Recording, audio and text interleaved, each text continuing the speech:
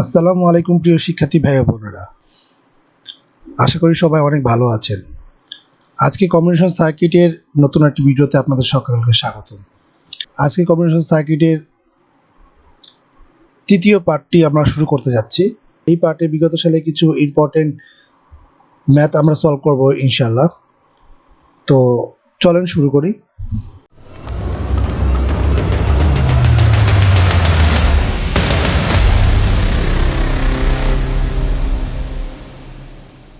আচ্ছা, প্রথমেই আপনারা স্ক্রিনে একটি ম্যাথ দেখতে পাচ্ছেন, একটি সার্কিট দেখতে পাচ্ছেন, যেখানে লেখা আছে find equivalent resistance of the following circuit between A and B terminal. মানে ইকুইভ্যালেন্ট রেজিস্ট্যান্স বের করতে বলছে। ইকুইভ্যালেন্ট রেজিস্ট্যান্স বের করতে বলছে কোন সার্কিটের? এই সার্কিটের মধ্যে। তো চলেন ম্যাথটা আমরা সলভ করি। তো ম্যাথটা সলভ করতে গেলে আগে আমি বলেছি পিছন দিক থেকে সার্কিটটি সলভ করতে হবে, তাই আমি একটু দেখাই। সার্কিটটি যদি একটু মডিফাই করেন তাহলে খুব সহজেই কিন্তু সার্কিটটি সমাধান করা সম্ভব। এই ম্যাথটি এসেছিল ডিপিডিসিতে, ডিপিডিসি 2016-তে এই ম্যাথটি এসেছিল। ঠিক এই সার্কিটটি দেওয়া হয়েছিল। তো এখন দেখেন সার্কিটটি মডিফাই করার পর এরকম আসছে। কিভাবে করলাম দেখেন, এখানে 8 ওহম রেখেছি, 12 ওহমে এখানে থাকবে। এখানে একটু লক্ষ্য করলে দেখবেন যে এই 5 ওহম, এই 3 ওহম, এই দুটি প্রান্তে কানেক্টেড। তো দেখেন এই দুটি প্রান্ত মানে এই প্রান্তটা, এই নোডটা যদি এ নোড হয় তাহলে এই নোডটাকেও আমরা এ নোড বলতে পারি, তাই না? আর এই নোডটা যদি বি নোড হয় তাহলে এই নোডটাকে আমরা কি নোড বলবো? বি নোড বলতে পারি, কারণ এটা কিন্তু একটা শর্ট কন্ডাক্টরের ন্যায় কাজ করছে। এখানে কিন্তু এর মধ্যে কোনো রেজিস্ট্যান্স বা এর মধ্যে কোনো রেজিস্টর কানেক্টেড নাই, সেহেতু এই পথটাকে আমরা শর্ট পথ বলতে পারি, শর্ট। তাহলে আমরা তাহলে সিমিলারলি এই সার্কিটটা মডিফাই করার সময় একটু খেয়াল করেন, যেহেতু এটাও এই পয়েন্ট, এটাও এই পয়েন্ট, এই পয়েন্টটাকে আমরা এই পয়েন্টে লাগাই দিই, তাহলে তো একই রকম হচ্ছে, তাই তো? এ পয়েন্ট এতে লাগাইলাম, আর এটা একটু ঘুরে যে দেখবেন বি প্রান্তে লাগানো আছে, বি পয়েন্টে। যদি বি পয়েন্ট হয় তাহলে এটাও কিন্তু বি নোড হবে, যেহেতু শর্ট আছে। জাস্ট আমরা কি করলাম, এই দুটো রেজিস্টার, একটা রেজিস্টার বাইরে ছিল, এই রেজিস্টারটা বাইরে ছিল, এই রেজিস্টারটাকে আমরা ভিতরে নিয়ে গেলাম। ঠিক আছে, বোঝা গেল? এটাই হলো কথা।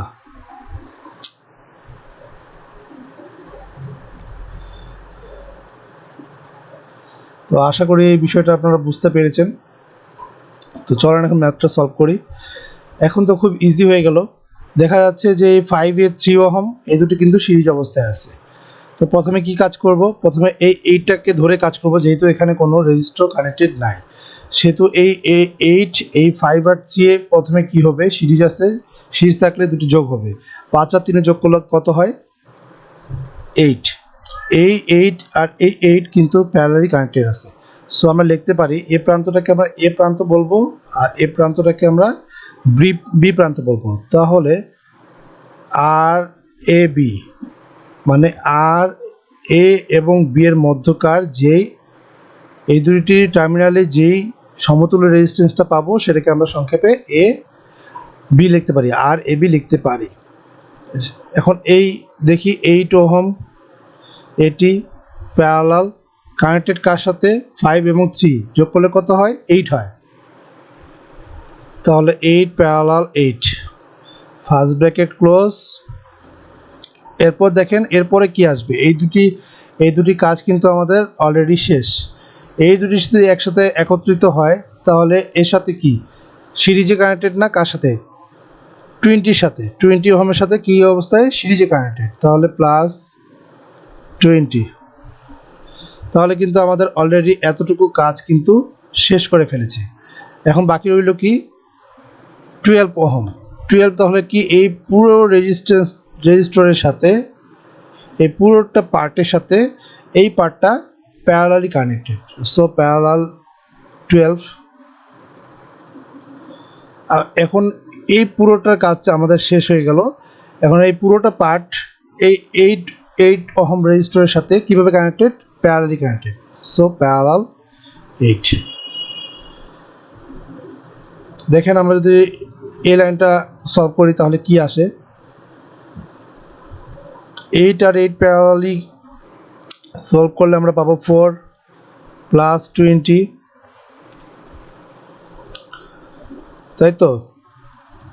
প্যারালাল কত? 12 প্যারালাল 8। এটা যদি আমরা এখন ক্যালকুলেটরে সলভ করি তাহলে কিন্তু আমরা খুব সহজেই এটার অ্যান্সার বের করতে পারবো। 24, 4 প্লাস 20 যোগ করলে 24 আসতেছে, প্যারালাল 12 প্যারালাল 8।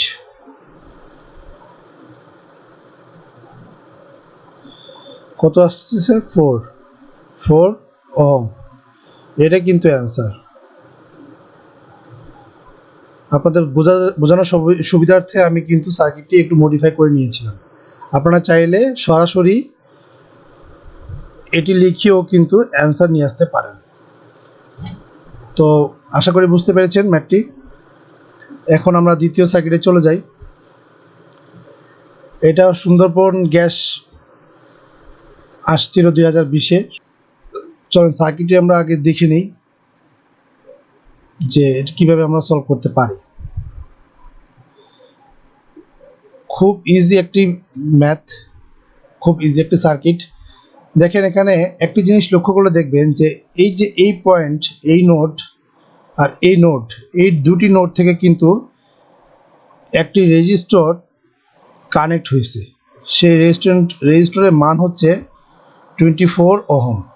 সেই রেজিস্টরের মান হচ্ছে 24 ওহম। দেখা যাচ্ছে এটা তাহলে আমরা কিভাবে কানেক্টেড?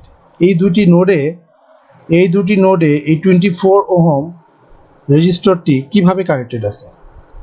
খুব ভালোভাবে লক্ষ্য করলে বুঝতে পারবেন যে এটি কিন্তু প্যারালালি কানেক্টেড। এখানে কিন্তু প্যারালালি কানেক্টেড। এটা এভাবে লিখলেও যা, এখান থেকে সরাসরি এইভাবে লিখলেও কিন্তু তা। বোঝা গেল?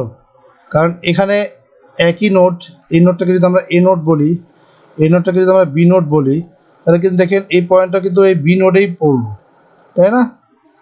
তাহলে এই 24 ওহমটাকে আমরা এভাবে লিখতে পারি। তো আমরা সরাসরি এখন সলভ করতে পারবো খুব ইজিলি। দেখেন তো আমরা এই ম্যাথটি মডিফাই করে, সার্কিটটি মডিফাই না করে খুব শর্টকাটে আমরা সমাধান করি। আর এ ভি ইকুয়াল টু, প্রথমে পিছন থেকে দেখতে হবে এই 16 কি অবস্থায় আছে? 16 ওহম এই দুটি প্যারালালি কানেক্টেড। তাহলে আমরা লিখতে পারি 16 ওহম 16 ওহম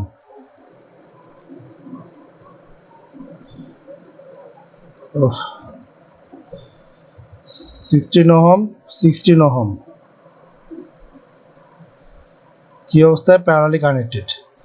এর সাথে যোগ করব আমরা কত? 16। এখন এই পুরোটার কাজ কিন্তু আমাদের শেষ করে ফেলছি। পুরোটার কাজ কি আমরা শেষ করে ফেলছি। তাহলে এর সাথে 24 কি অবস্থায় আছে? এই পুরো পার্টটার সাথে 24 কি, এই 24 কি অবস্থায় আছে? অবশ্যই প্যারালালি কানেক্টেড আছে। তাহলে প্যারালাল, সেকেন্ড ব্র্যাকেট ক্লোজ করে প্যারালাল 24 প্যারালাল 24। আশা করি বুঝতে পারছেন। এখন এতটুকু আমরা আগে ক্যালকুলেট করি। দেখেন 16 x to the power -1 plus 16 x to the power -1, bracket close, x to the power -1 plus 16, right? 24 parallel 24 parallel 24, তিনটি কিন্তু আমরা 24 পেয়ে গেলাম। ঠিক আছে,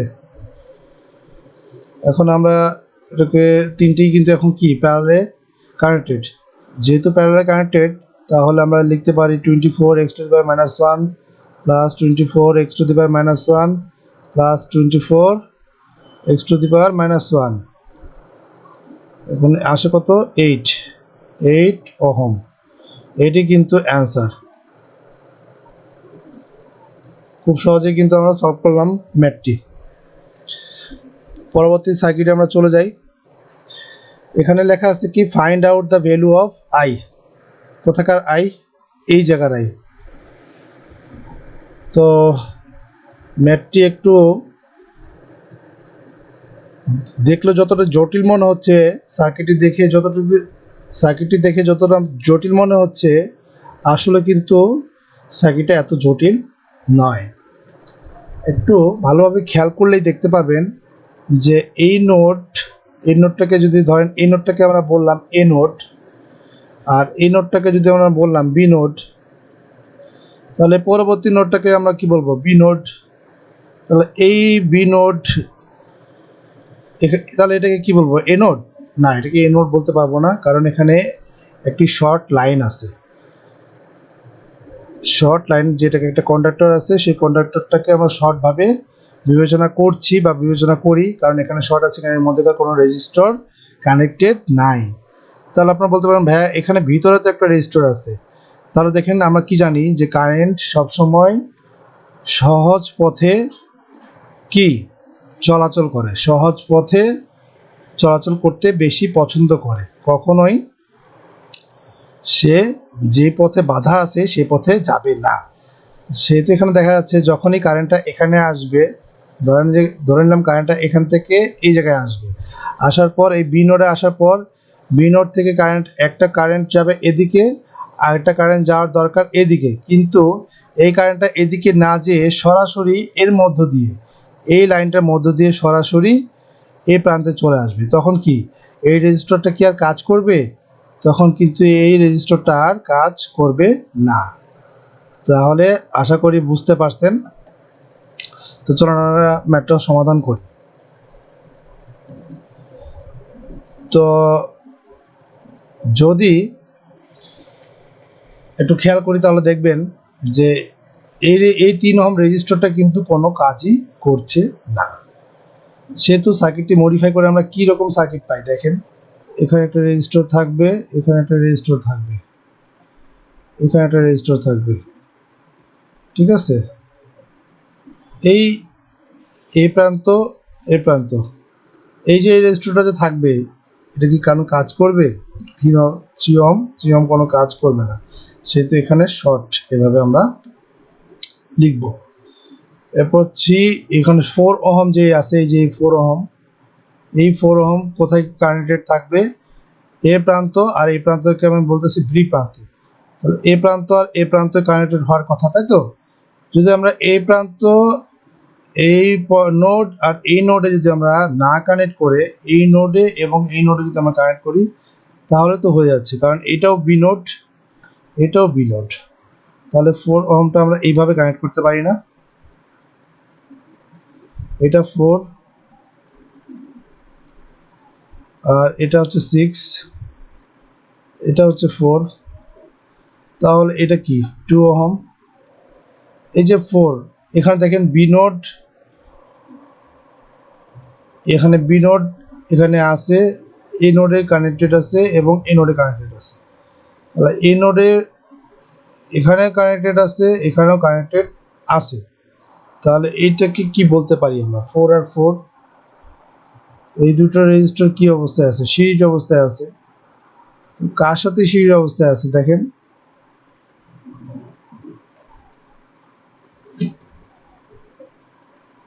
এইভাবে সিরিজ আসছে না? 4 আর 4 যোগ করলে কত? 8 ওহম হচ্ছে না? 8, এই যে 8, একবার যোগ করে দিলাম, 4 আর 4 8 ওহম। এক প্রান্ত, এই প্রান্তে এই নোডে একটা নোডে কানেক্টেড হলো, আবার এটা কিন্তু আরেকটা নোডে, এই নোডে কানেক্টেড হয়ে গেল।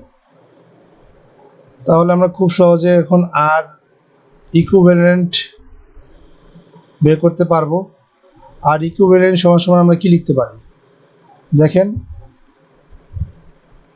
8 প্যারালাল 2 কোথায় পেলাম, এই যে এতটুকু 8 প্যারালাল 2, এটা আবার 8 এর সাথে কি সিরিজ অবস্থায় আছে, যেহেতু এক লাইনে আছে সিরিজ অবস্থায় আছে, তবে সিরিজের জন্য যোগ দিলাম 6 প্যারালাল 4, 6 প্যারালাল 4 দিয়ে দিলাম।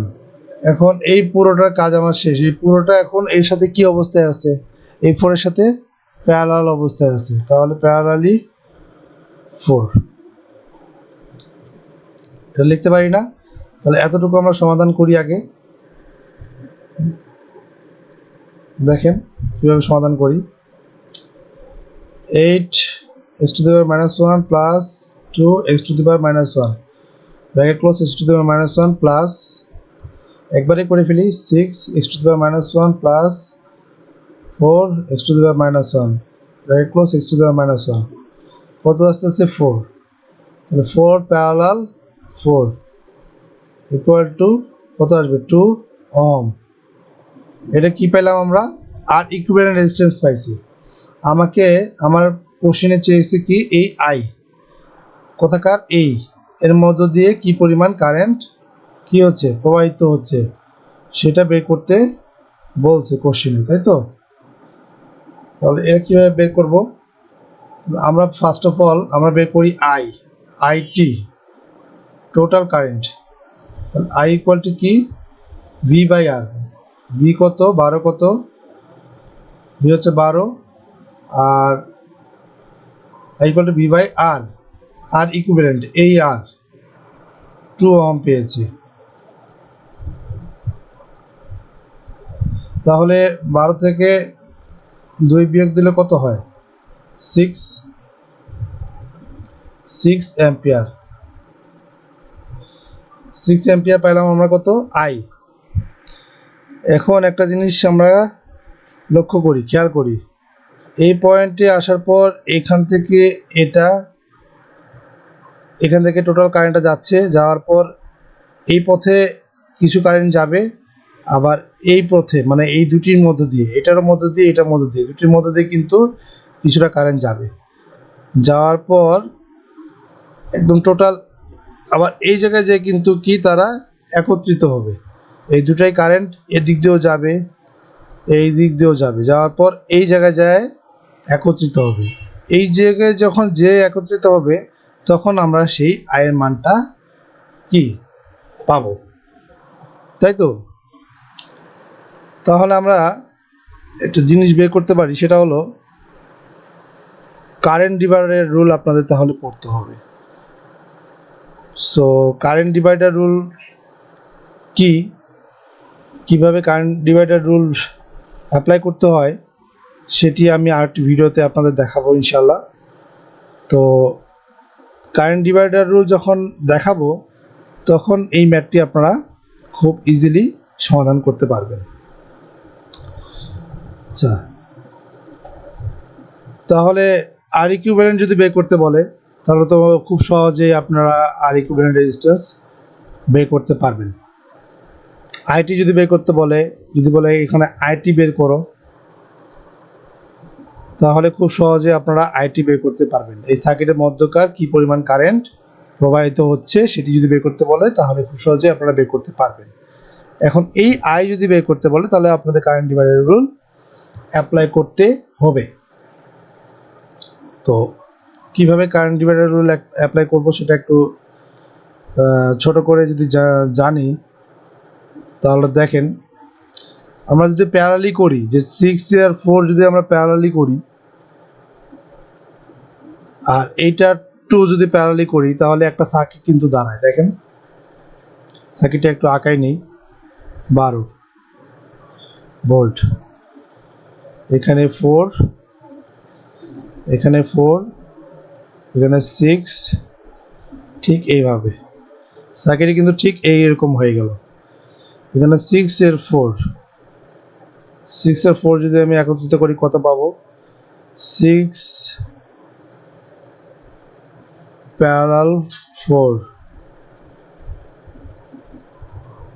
কত আসতেছে 2.4 আর এটা কত আসে 8 প্যারালাল 2 8 প্যারালাল 2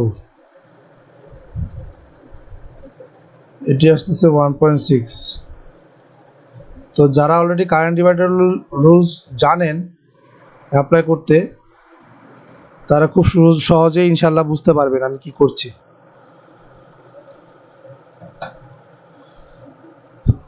কম্বিনেশন সার্কিটে যদি টোটাল রেজিস্ট্যান্স বের করতে বলে তাহলে এই পর্যন্তই বের করতে হবে যদি টোটাল কারেন্ট বের করতে বলে তাহলে এই পর্যন্ত বের করলেই হবে যদি এরকম আই বের করতে বলে ভিতর থেকে তাহলে কারেন্ট ডিভাইডার রুল ইউজ করে আমরা এটি বের করব খুব সহজে বের করতে পারি তাহলে দেখেন এখানে যে কারেন্টটা যাচ্ছে সেটাকে আমরা যদি ধরি I1 এবং এদিকে যে কারেন্টটা যাচ্ছে সেটাকে যদি আমরা ধরি I2 তাহলে কি হয় দেখেন প্রথমে আমরা I1টা বের করি I1 equal to current divider rule use করতেছি ঠিক আছে 6 ইন্টু কত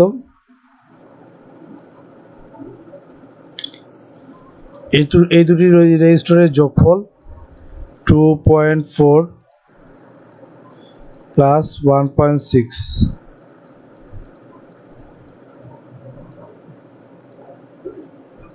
2.4 প্লাস 1.6 প্লাস 4 এটা কিন্তু একটু ফর্মুলা ইউজ করে আমি এটা লিখছি হ্যাঁ আমি কারেন্ট ডিভাইডার সম্পর্কে আরেকটি ভিডিওতে আপনাদের জানাবো আরেকটি ভিডিওতে আপনাদেরকে দেখাবো তো যারা আগে থেকে কারেন্ট ডিভাইডার রুল অ্যাপ্লাই করতে পারেন তারা দেখেন কি করছি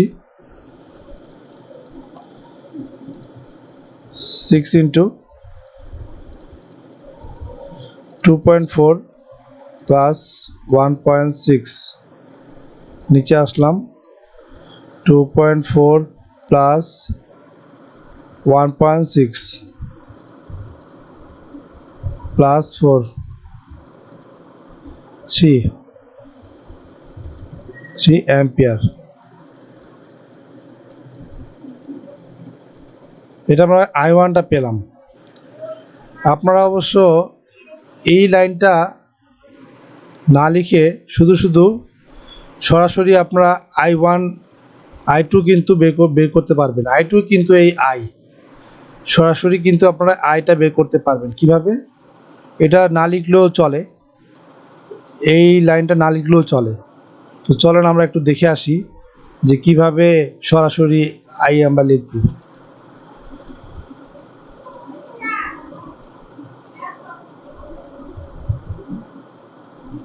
আচ্ছা চলেন দেখি যে কিভাবে আমরা সরাসরি I2 বের করব যেহেতু I1টা বের করছি I1টা মানে এই 4 ওহমের মধ্যে দিয়ে কি পরিমাণ কারেন্ট প্রবাহিত হচ্ছে এক্স্যাক্টলি কিন্তু এটা আমাদের বের করতে বলা নাই বের করতে বলছে I তো আমরা যদি এখন সরাসরি I বের করতে চাই মানে এখানে ধরছিলাম তো I1 এটা আর এর মধ্যে যে কারেন্টটা যাবে সেটা হচ্ছে I2 এই I2 কারেন্টটাই কিন্তু I তো আমরা সরাসরি I লিখতে পারি I ইকুয়াল টু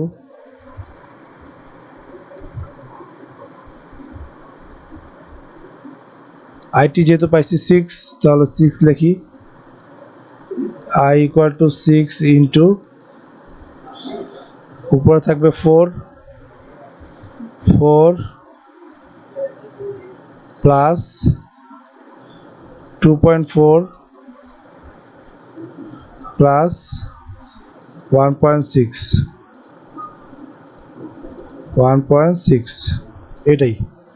এটাতে যা আসবে সেটা হচ্ছে আয়ের মান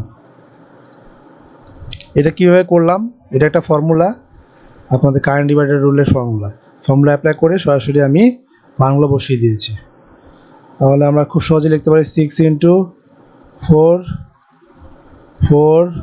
প্লাস কত 2.4 প্লাস 1.6 3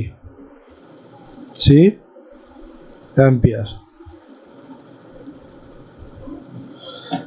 এটাই অ্যান্সার।